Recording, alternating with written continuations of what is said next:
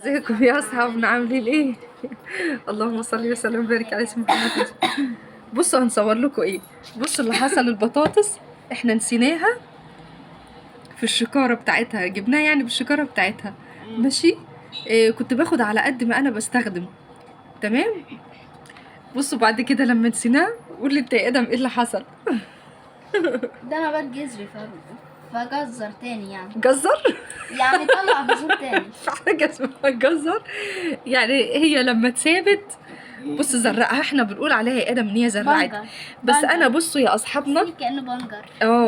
انا لما كانت بتزرع معايا كان بيبقى اخرها كده مثلا تطلع الحتت دي اللي هي عامله زي الروس الصغننه.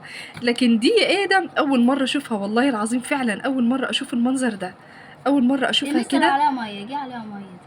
مش عارفه، مع ان بابا قافل الشكاره عليها خالص. بصوا يا اصحابنا اول مره والله اشوف الاخضر ده. يعني مش عارفه الصوره كده باينه ولا ايه، اول بنجر مره فعلا صغير. نشوف الاخضر ده، ان هي احنا عملت كنا زي ما بنشوف يكون ده زي بس. الشجره، كنا بنشوف زي شجر اللي هي صغنن. الحاجات دي بس. ايوه كنا بنشوف الحاجات دي فعلا بس يا حبيبي. لكن بصوا دي ما شاء الله. شجرت، عملت شجر. شجر بنجر. درستوها في العلوم ديت يا اصحابنا؟ انت درستها يا ادم في العلوم؟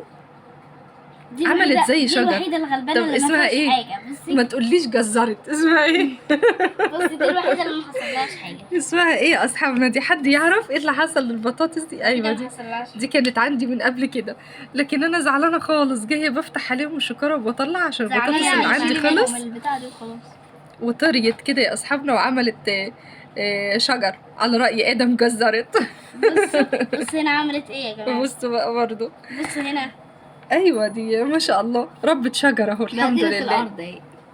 يلا الحمد لله. عاملين ايه يا اصحابنا في الامتحانات؟ ادم هيخلص يوم الثلاث، حبيبه الحمد لله خلصت.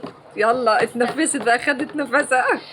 يلا ربنا يوفقكم في الامتحانات يا اصحابنا، ومحدش يغلط الغلطه دي بتاعتنا كده ويكتم شكاره البطاطس. لو عندكم كميه كبيره ما تكتموهاش كده، سيبوها تتهوى شويه. يمكن انا عشان اتكتمت مني فراحت جزرت زي ما ادم بيقول. خلاص يا جدعان. طلعت شجر.